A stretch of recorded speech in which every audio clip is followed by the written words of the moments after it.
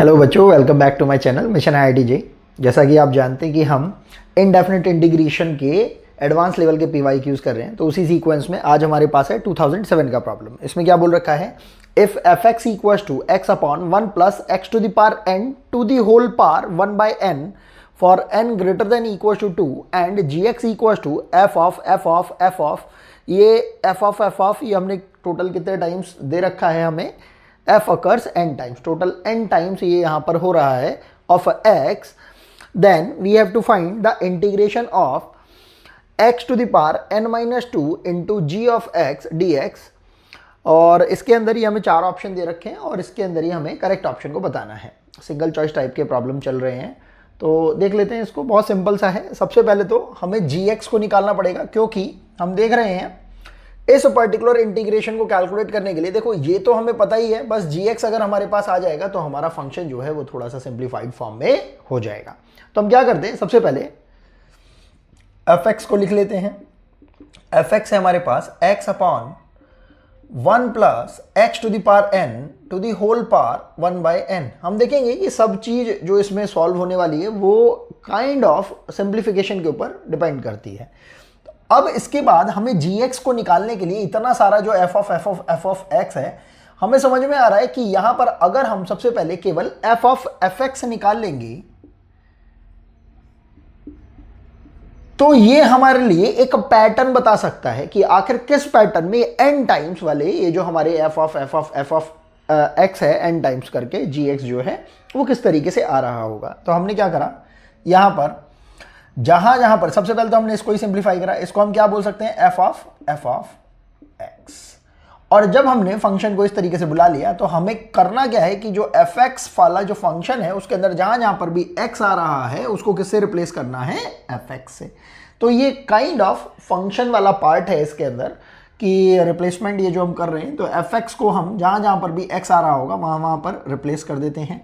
ये हो जाएगा fx upon 1 plus fx to the power n to the whole power 1 by n।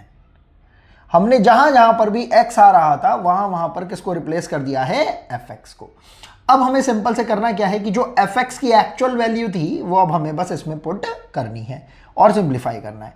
तो ये हमारे पास कितना हो रहा है, fx की जगह हमने ये वैल्यू पुट कर दी, x upon 1 plus x to the power n to the whole power 1 by n whole upon में यहां पर ये कितना हो जाएगा 1 प्लस fx कितना था हमारे पास, x upon 1 plus x to the power n to the whole power 1 by n।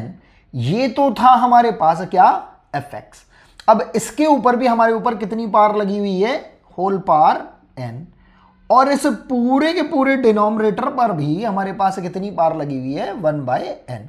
IIT बस मेंटली यही चेक करना चाहता है कि बेसिक मैथमेटिक्स जो होती है a to the power b into b to the power c, इन सब का मल्टीप्लिकेशन जो है हम कितने अच्छे से जानते हैं। मतलब 10th लेवल तक हमने बचपन वाली मैथमेटिक्स कितने अच्छे से पढ़ रखी है। तो अब इसके अंदर हमने इसको थोड़ा सिंप्लीफाई करने की कोशिश करी। देखेंगे ऊपर वाला जो एक्सप्रेशन है उसके अंदर तो कहीं कोई चेंज हो नहीं रहा है, तो इसको अभी के लिए हमने एज इट इज रख दिया। ये कितना हो रहा है, x upon 1 plus x to the power n to the whole power 1 by n। और होल अपॉन में अगर हम ध्यान से देखें, देखो ये होल पावर n है इस पूरे के पूरे पर। तो अगर हम बचपन वाली मैथमेटिक्स याद करें, a to the power n to the whole power b अगर कुछ इस टाइप से दे रखा है तो हमें पता है कि अगर पावर की भी अगर होल पावर लगी होती है तो वो आपस में मल्टीप्लाई हो जाती है। बस इसी छोटे से कॉन्सेप्ट को याद रखते हुए अगर आप इसे n इंटू बी कर देंगे तो बस सिंपल से बस आप इसके अंदर ये जो पावर n है वो इस पर भी लग जाएगी और इस पूरे के पूरे एक्सप्रेशन पर भी लग जाएगी। तो यहां पर हम देख पा रहे हैं ये तो हो जाएगा x की पावर n, ध्यान से देखते हैं, ये हो जाएगा 1 upon x to the power n whole upon, ध्यान से देखेंगे जब ये पावर n जब इस पर अप्लाई होगी तो ये n इंटू 1 बाई n हो जाएगी और n से ये n कैंसिल आउट हो जाएगा। तो बचेगा कितना, 1 plus x to the power n, और इस पूरे पर ही होल पावर कितनी लगी हुई है, 1 बाय n, क्योंकि ये तो हमें दे ही रखी है डिनोमिनेटर के अकॉर्डिंगली। इसे और थोड़ा सिंप्लीफाई करते हैं। हमने देखा ये कितना हो रहा है हमारे पास, x upon 1 plus x to the power n to the whole power 1 by n whole upon यहां पर देखो अब हम एलसीएम ले सकते हैं।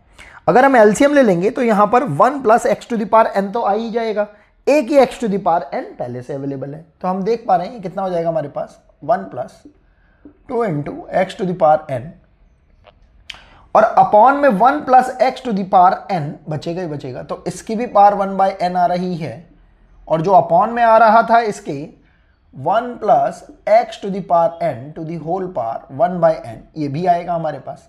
अब हम देख रहे हैं इस पर्टिकुलर से ये पर्टिकुलर तो हमारा कैंसिल आउट हो ही रहा है। वैल्यू कितनी आ रही है, x upon 1 plus 2 into x to the power n to the whole power 1 by n. हम देख रहे हैं जब fx था तो हमारे पास x की पावर n के साथ कितना कोफिशिएंट हमें दिखाई दे रहा है, जब कुछ नहीं दिखाई दे रहा तो ऑब्वियसली कितना रहा होगा, 1 रहा होगा। जब हमने f ऑफ fx निकाला, मतलब 2 बार f आ रहे हैं, तो हमारे पास x to the power n के साथ कितना आ रहा है, 2 आ रहा है। बाकी सारी की सारी क्वांटिटीज जो है हमारी क्या बोल सकते हैं हम, अनचेंज्ड है। और इसी तरीके से जब हम f ऑफ fx निकालेंगे, मतलब f ऑफ fx, तो हमारे पास जब 3 बार f आ जाएंगे, 3 टाइम्स जब f आ जाएंगे, तो यहां पर x to the power n के साथ कोफिशिएंट कितना आ जाएगा, 3। हम बात कर रहे हैं कितने वाले f ऑफ fx की, n टाइम्स वाले f की। तो यहां पर f जब n टाइम्स आ जाएगा तो ऑब्वियसली जब हम gx की बात करेंगे हम समझ पाएंगे। इसी रिजल्ट को अगर हम आगे तक अगर दोहराएंगे तो हमारे पास gx की जो वैल्यू आ रही होगी वो x upon 1 plus n x to the power n to the whole power 1 by n type की आ रही होगी। बस इसी बेसिक पैटर्न को जो बच्चा समझ गया, बहुत जल्दी से रिकॉग्नाइज कर गया, बस उसका ये प्रॉब्लम बहुत इजीली सॉल्व हो जाएगा। तो इसके बाद जैसे ही आपके पास gx आ गया, आपने अपना जो इंटीग्रेशन जो आपको दे रखा है उसको लिख लिया।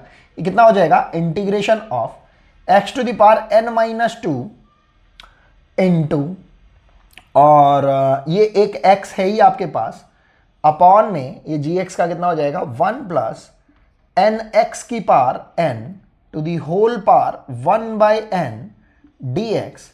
अगर हम ध्यान से देखें x to the power n minus 2 into x की पावर बेसिकली कितनी मान ली जाएगी, 1। तो जब इन दोनों की मल्टीप्लाई हो जाएगी तो हमें समझ में आ रहा है ऊपर कितना हो रहा है, x to the power n minus 1 upon में कितना हो जाएगा हमारे पास 1 प्लस n एक्स की power n to the whole power 1 by n।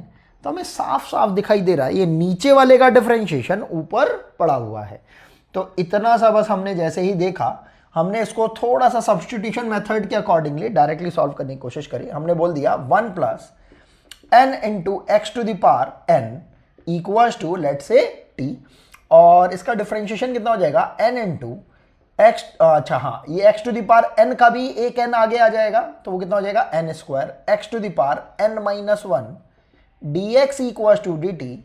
और ये सब्स्टिट्यूशन जब आपने यहां पर पुट करने की कोशिश करी तो आप देख पाएंगे x to the power n minus 1 dx के साथ कंज्यूम हो जाएगा, और इसकी जगह कितना आ जाएगा dt अपॉन n स्क्वायर।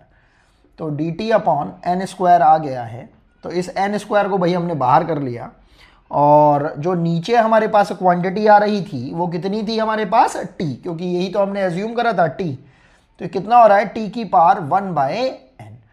अगर हम इसको इंटीग्रेट करना चाहें तो बहुत सिंपल से ये इंटीग्रेट होके हमारी समझ में आ रहा है कितना आ जाएगा, ध्यान से देखेंगे t to the power 1 by n है, जब हम इसे ऊपर लेके जाएंगे तो कितना हो जाएगा -1 बाय n।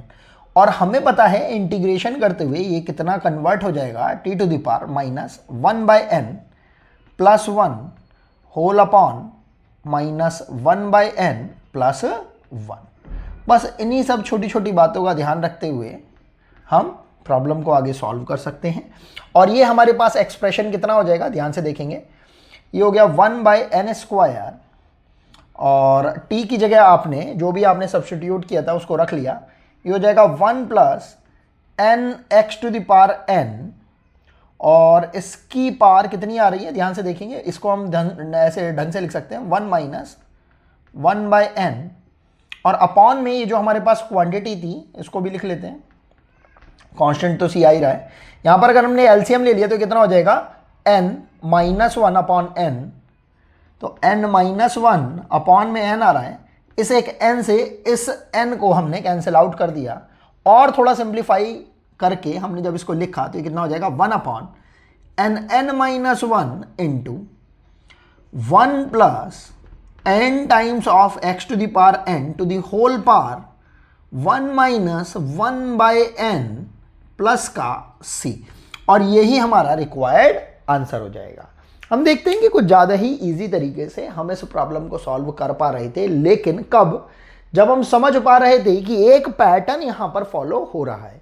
हमें ये बात समझने की ज़रूरत है कि आईआईटी कभी भी जब रिपीटेशन वाले टाइप्स वाले प्रॉब्लम्स को बोलता है, बताता है, देता है, तो वो ये एक्सपेक्ट करके चलता है कि आप लोग या सभी जो प्रॉब्लम्स को सॉल्व कर रहे हैं वो इसमें कोई ना कोई पैटर्न को ढूंढ निकालेंगे। अगर पैटर्न अगर हम नहीं निकाल पा रहे हैं, नहीं ढूंढ पा रहे हैं, तो इसका मीनिंग है कि ये प्रॉब्लम बहुत ज़्यादा डिफ़िकल्ट आपको फील होएगी। तो यहाँ पर हम देखते हैं ये हमारा रिक्वायर्ड आंसर है। इसको अब हम मैच कर लेते हैं। कहाँ पर मैच कर रहा है? 1 upon nn minus 1 1 plus n x की power n to the whole power 1 minus 1 by n plus c। हम देख रहे हैं ये पहला ही ऑप्शन हमारा करेक्ट हो पा रहा है और यही हमारा रिक्वायर्ड आंसर हो जाएगा। आई होप आपको ये प्रॉब्लम समझ में आई होगी। मिलते हैं आपसे नेक्स्ट वीडियो के अंदर कुछ ऐसी ही प्रॉब्लम के साथ। अभी के लिए थैंक्स फॉर वॉचिंग।